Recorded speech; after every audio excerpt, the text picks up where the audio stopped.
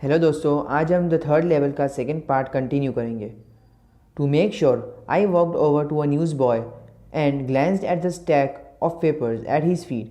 तो जो चार्ली है, हमारा जो ऑथर है, वो कहते हैं कि फिर वो लोग जो थर्ड लेवल पे जब वो थे, तो वो मेक श्योर करने के लिए कि वो है अभी वो इसके लिए वो किसके पास गए कि एक न्यूज़ बॉय था, एक न्यूज़पेपर सेल करने वाला एक लड़का था, उसके पास गए और उन्होंने देखा कि बहुत सारे न्यूज़पेपर्स वहाँ पे पड़े हुए थे उसके पैरों के पास। It was the world and the world has not been publish for years. तो वो जो न्यूज़पेपर वहाँ पे पड़ा हुआ था वो किस कंपनी का था कि द वर्ल्ड, कि जो बहुत समय से, मतलब जो रिसेंटली बहुत समय से पब्लिश ही नहीं हुआ, मतलब वो कंपनी बंद हो चुकी है। The lead story said something about president Cleveland. तो यहाँ पर क्या बताया गया है कि जो उस समय का जो न्यूज़पेपर था उसके ऊपर जो फ्रंट जो न्यूज़ थी वो किसकी थी कि उस समय के जो प्रेसिडेंट है, अमेरिकन प्रेसिडेंट क्लीवलैंड, उसकी न्यूज़ वहाँ पर प्रिंट थी। I have found that front page since in the public library files and it was printed June 11 1894। तो जब जो चार्ली है वो प्रेजेंट में आ गए थे, तो वो चेक करने के लिए कि जो प्रेसिडेंट क्लीवलैंड थे उनकी जो न्यूज़ है वो कौन से न्यूज़पेपर में छपी थी। तो वो पब्लिक लाइब्रेरी के अंदर गए और उन्होंने सर्च किया बहुत। फिर उसके बाद उनको वो न्यूज़पेपर सेम मिला और उन्होंने जब डेट ऊपर सर्च किया कौन सी थी वो कि जून 11 1894। I turned toward the ticket windows knowing that here on the third level at Grand Central। तो फिर क्या बताया यहाँ पर जो चार्ली है वो कि वो टिकट्स लेने के लिए उस समय की ट्रेन से जब सफ़र करने के लिए वो टिकट विंडो के पास गए। I could buy tickets that would take Luisa and me anywhere in the United States we wanted to go. तो यहाँ पर वो किसके लिए टिकट्स लेने आए थे कि उनकी जो वाइफ है लुइसा, और उनके लिए कि वो मतलब कहीं भी घूम सकते हैं यूएसए में। इन द ईयर 1894, कि उनको 1894 का जो अमेरिका था, यूनाइटेड स्टेट्स था, उस समय का उनको देखना था। इसके लिए वो उनकी और उनके वाइफ की टिकट्स लेकर घूमना चाहते थे। And I wanted 2 tickets to Galesburg. तो वो कहाँ पर जाना चाहते थे कि गेल्सबर्ग में। Have you ever been there. तो फिर जो चार्ली है वो हमको क्वेश्चन करते हैं कि क्या आप लोग कभी भी गए हो गेल्सबर्ग में। It's a wonderful town still with big old frame houses. कि वो जो गेल्सबर्ग है वो बहुत ही ब्यूटीफुल और वंडरफुल एक टाउन है बड़े बड़े घरों के साथ। ह्यूज लाउंस, कि बहुत बड़े बड़े मैदान भी वहाँ पर है। And tremendous trees whose branches meet overhead and roof the streets. तो यहाँ पर क्या बताया गया है कि उस जो गेल्सबर्ग है उनकी जो स्ट्रीट्स है उसके पास इतने बड़े बड़े जो ट्रीज़ है कि वो ऐसा लगता है एक दूसरे से मीट करते हैं और ऐसा लगता है कि पूरा ऊपर ट्रीज़ की छत बनी हुई है। And in 1894 summer evenings were twice as long. कि जो गर्मियों के जो दोपहर होती है वो बहुत ही लंबी होती है। इसके लिए वो कहते हैं कि उस समय का जो समर की जो इवनिंग थी वो बहुत ही लंबी थी। And people set out their lawns, क्योंकि उनको टाइम पास करना था उन लोगों को, तो वो लोग अपने घर के बाहर जो लॉन है वहाँ पर बैठते थे। The man smoking cigars and talking quietly. तो यहाँ पर क्या बताया गया है कि जो मर्द थे उस समय के, वो लोग सिगार्स, जो सिगार होती है वो फूंक रहे थे और वहाँ पर बहुत ही धीमे से एक दूसरे से बात कर रहे थे। The women waving palm leaves fans. कि जो औरतें थी वो, क्योंकि गर्मी का सीज़न था, इसके लिए वो जो पाम लीव्स की जो फ़ैन बनी हुई थी उससे अपने आप को हवा कर रहे थे। With the fire flies all around. कि जो आसमान में जो है वो जुगनू चमक रहे थे।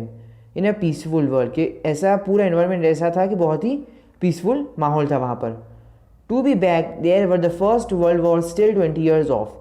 कि 1894 में जब वो वहाँ पर थे उसके 20 ईयर्स बाद जो है वो फर्स्ट वर्ल्ड वॉर हुआ था। इसके लिए बहुत ही वहाँ पर पीसफुल इन्वायरमेंट था। And world war second over 40 years in the future. कि जो वर्ल्ड वॉर सेकेंड है वो 40 ईयर्स दूर था, उसके बाद होने वाला था 1894 से। आई वॉन्टेड 2 टिकट्स फॉर दैट। और उनको 2 टिकट्स चाहिए थे, कहाँ के, गेल्सबर्ग के। The clerk figure the fair. तो जो क्लर्क है वो जितने जो पेमेंट हो रही थी उनकी जो टिकट्स की वो फिगर कर रहा, मतलब चेक कर रहा था। He glance at my fancy headband. कि वो जो क्लर्क है वो चार्ली के जो उन्होंने जो हेडबैंड पहनी हुई थी उसके ऊपर घूर कर देख रहा था। But he figure the fair. और जो क्लर्क है उसने बताया कि कितने पैसे होंगे। And I had enough for 2 coach tickets. और जो चार्ली है उनके पास इतने पैसे थे कि वो 2 कोच टिकट्स खरीद सकते हैं। वन वे, सिर्फ जाने की, आने की उनके पास पैसे नहीं थे। But when I counted out he the money and looked up, और जब वो जो चार्ली है वो पैसे काउंट कर रहे थे और जब उन्होंने ऊपर देखा पैसे देने के लिए, द क्लर्क वो स्टारिंग एट मी, तो जो क्लर्क है वो उनके ऊपर मतलब उनको बहुत ही गौर से देख रहा था। ही नॉडेड एट द बिल्स, यहाँ पे बिल्स किसको बताया गया है कि पैसे को, और वो जो है वो जो क्लर्क है वो बिल जो पैसे को बहुत ही गौर से देख रहा था कि ये कौन से पैसे हैं। और फिर जो क्लर्क है वो कहता है कि that and not money mister, कि वो कहते हैं कि ये जो आप पैसे देने वाले हो ये यहाँ पर चलते नहीं है, और ये पैसे यहाँ पर नहीं है चलते। He said and if you are trying to skin me you won't get very far, कि फिर वो जो क्लर्क है वो कहते हैं चार्ली को कि अगर तुम मुझे मतलब उल्लू बनाने की कोशिश कर रहे हो तो ये तुम्हारा जो खेल है वो ज़्यादा समय तक नहीं चलेगा। And he glance at the cash drawer beside him, और फिर जो है वो चार्ली ने देखा कैश ड्रॉवर के वहाँ पर कि कौन से यहाँ पर मतलब जो पैसे वो यूज़ होते, तो उन्होंने देखा कि ये तो ओल्ड टाइम के पैसे यहाँ पर यूज़ होते, और जो चार्ली के पास थे वो तो अभी के जो रिसेंटली जो यूज़ होते हैं मनी वो था। Of course the money was old style bills half again as big as the money we use nowadays, कि अभी के जो समय में हम जो नोट्स यूज़ करते हैं उससे आधे नोट्स उस समय के थे। एंड डिफरेंट लुकिंग, और बहुत ही अलग लुकिंग का था वो। I turn away and got out fast, कि मैं वहाँ से भाग कर निकल आ गया। There is nothing nice about jail even in 1894, कि वो जो चार्ली है फिर वो कहते हैं कि उस समय की और इस समय की जेल के अंदर कुछ अच्छा नहीं है, मुझे जेल नहीं जाना था, इसके लिए मैं वहाँ से भाग कर आ गया बाहर। At that was that I left the same way I came, I suppose फिर वो जो चार्ली है वो कहते हैं कि मैं जिस रास्ते से अंदर गया था उसी रास्ते से वापस बाहर आ गया। I suppose next day during lunch और I drew $300 out of the bank, nearly all we had, and bought old style currency. तो फिर वो जो चार्ली है वो कहते हैं कि मैं जब नेक्स्ट डे ऑफिस गया तो उसके जो लंच टाइम था उसके अंदर मैंने लंच नहीं किया और बाहर आ गया, और बैंक के अंदर जाके मैंने जो इस समय की जो करेंसी थी उसको एक्सचेंज करवा ली ओल्ड करेंसी के अंदर। और फिर वो कहते हैं कि that really worried my psychiatrist friend, और ये सुनकर जो मेरे साइकेट्रिस्ट फ्रेंड है वो बहुत ही परेशान हो गया। You can buy old money at almost any coin dealers but you have to pay a premium. My $300 bought less than 200 in old style bills, but I did not care. Eggs were 13 cents a dozen in 1884। फिर वो कहते हैं कि मैंने उस समय की जो अगर आप एक्सचेंज कराना चाहते हो पैसे तो जो थोड़ा बहुत प्रीमियम वहाँ पर लगता है, कमीशन जो है वो लेते हैं वो लोग। तो जब इस जो न्यू नोट्स है वो जब चार्ली ने 300 दिए तो उनको सिर्फ ओल्ड जो नोट थे वो 200 से भी कम मिले, लेकिन वो कहते हैं कि मुझे उसकी परवाह नहीं है, मुझे सिर्फ वहाँ पर जो है वो जाना है। और फिर वो एग्जांपल देते हैं, कंपैरिजन करते हैं कि अभी के कंपैरिजन के अंदर उस समय के जो एग्स है जो अंडे हैं वो सिर्फ 13 सेंट्स अ डजन थे 1894 में। But I have never again found the corridor that leads to the third level at grand central station also I have tried often enough. फिर वो कहते हैं कि जब मैं वापस जो है वो ओल्ड करेंसी लेकर वहाँ पर गया तो मैंने देखा कि वहाँ पर कोई भी जिस रास्ते से मैं गया था वो रास्ता ही नहीं था, और वहाँ पर कोई भी कॉरिडोर नहीं था थर्ड लेवल पे जाने के लिए। I have tried often enough, मैं बहुत कोशिश की मैंने। Louisa was pretty worried when I told her all this. जब वो चार्ली वो कहते हैं कि जब मैंने ये सब लुइसा मेरी वाइफ को बताया तो वो बहुत ही परेशान हो गई थी। And did not want me to look for the third level any more, और वो नहीं चाहती थी कि मैं और थर्ड लेवल के बारे में सोचूं या उसको ढूंढने की कोशिश करूं। And after a while I stopped, और फिर बहुत समय के बाद मैं मतलब रुक गया और मैंने ढूंढना बंद कर दिया। I went back to my stamps, और फिर वो वापस अपने जो स्टैम्प कलेक्शन का जो उनका शौक था, उनकी जो हॉबी थी उसके पास वापस वो चले गए। But now we are both looking. फिर वो जो चार्ली है वो वापस कहते हैं कि लेकिन अब मैं और जो उनकी जो वाइफ है लुइसा वो दोनों एवरी वीकेंड जो है वो वहाँ पर ग्रैंड सेंट्रल स्टेशन पे जाते हैं देखने के लिए कि वो रास्ता है या नहीं, because now we have prove that the third level is still there. क्योंकि अब उनके पास जो है वो प्रूफ है, क्योंकि वो जाकर आए हैं कि जो थर्ड लेवल है वो एग्जिस्ट करता है, लेकिन वो जो चेक करने के लिए कि वो रास्ता है या नहीं वो एवरी वीकेंड वहाँ पर और वो और उनकी वाइफ वहाँ पर जाती है। My friend Sam Vanern disappear, जो उनका साइकेट्रिस्ट फ्रेंड था उसका नाम क्या था कि सैम, वो है वो जो है वो डिसअपियर हो गया था, वो गायब हो गया था अचानक से। नोबडी न्यू वेयर, वो मिल नहीं रहा था कहाँ पर, वो किसी को भी पता नहीं था कि वो कहाँ पर है अभी। But I sort of suspected because Sam's a city boy. लेकिन जो चार्ली है वो कहते हैं कि मुझे मुझे मुझे मुझे मुझे अंदाज़ा हो गया था कि जो सैम है वो कहाँ पर गया होगा, क्योंकि जो सैम है वो एक सिटी बॉय है। And I use to tell him about Galesburg, और मैं उसको हमेशा गेल्सबर्ग के बारे में बताता रहता था। I went to school there and he always said he like the sound of the place and that's where he is all right in 1894।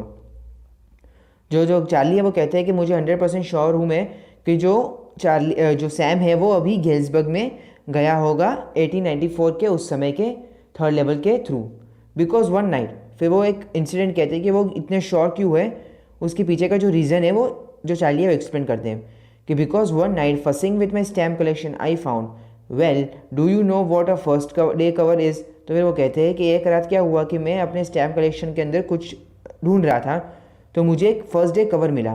फिर वो यहाँ पर कहते हैं कि फर्स्ट डे कवर तुम्हें पता है कि क्या है? When a new stamp is issued stamp collectors buy some. फिर वो कहते हैं कि जब नए स्टैम्प जो है वो इशू होते हैं तो जो स्टैम्प कलेक्टर्स हैं वो लोग उसको बाय करते हैं and use them to mail envelopes to themselves on the very first day of sale. तो वो क्या करते हैं कि जो अपने आप को ही पोस्ट ऑफिस में जाकर अपने आप के एड्रेस पर ही वो उसको मेल करवा देते हैं, ताकि क्यों ये सब करते हैं। And the post mark prove the date, और जो जिस समय जो फर्स्ट डे जो एनवेलप जो स्टैम्प रिलीज़ होती है वो प्रूव करने के लिए जो पोस्ट मास्टर जो वहाँ पर जो स्टैम्प लगाता है उसके ऊपर, तो उससे प्रूव हो जाता है कि ये फर्स्ट डे ही जब स्टैम्प रिलीज़ हुई थी जब तब उनके पास आ गई थी। The envelope is called a first day cover. अब आप लोग समझ ही गए होंगे कि फर्स्ट डे कवर किसको कहते हैं। They are never open. तो फिर वो कहते हैं कि वो जो फर्स्ट डे कवर है क्योंकि उसके अंदर सिर्फ ब्लैंक पेपर ही होता है, तो वो कभी भी खोला नहीं जाता। You just put blank paper in the envelope. Blank paper envelope में डालकर अपने आप को मेल करवा देते थे वो। That night among my oldest first day covers I found one that should not have been there.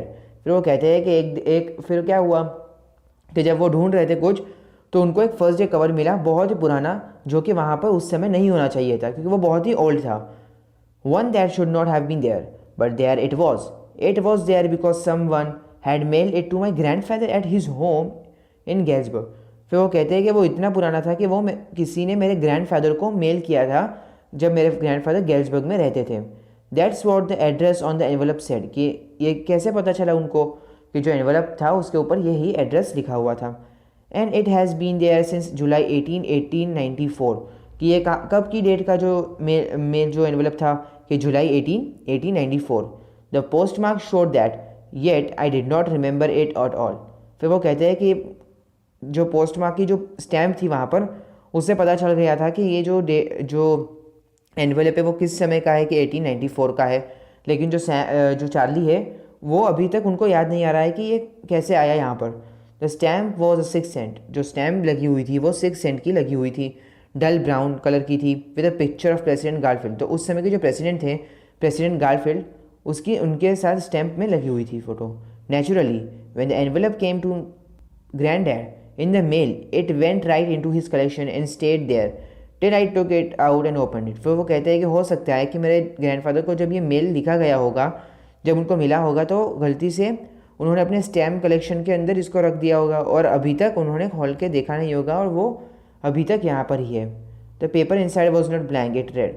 फिर वो कहते हैं कि जो पेपर उसके अंदर था वो ब्लैंक नहीं था, उस पर एक लेटर था। 941 विलार्ड स्ट्रीट, गेल्सबर्ग, इलिनॉइस, जुलाई 18, 1894। चार्ली। तो यहाँ पर जो है वो चार्ली को लिख रहे हैं, और ये कौन लिख रहा है कि सैम, क्योंकि सैम जो है वो अभी रियलिटी में 1894 की जो गेल्सबर्ग है वहाँ पर है, और उस समय की रियलिटी से वो प्रूव करने के लिए वहाँ से जो है वो लेटर लिख रहे हैं, क्योंकि उस समय चार्ली तो नहीं होगा 1894 में, तो इसके लिए उसके ग्रैंडफादर के एड्रेस पे वो सेंड कर रहा है। कौन कि सैम। ये एक जादुई स्टोरी है। I got to wishing that you were right. फिर वो जो चार्ली है वो जो सैम है वो कहते हैं कि मैं तुम्हें बधाई देना चाहता हूँ कि तुम सही थे। Then I got to believing you were right and Charlie it's true I found the third level. फिर वो जो सैम है वो कहते हैं कि तुम सही थे और मैंने थर्ड लेवल को फाइंड कर लिया है।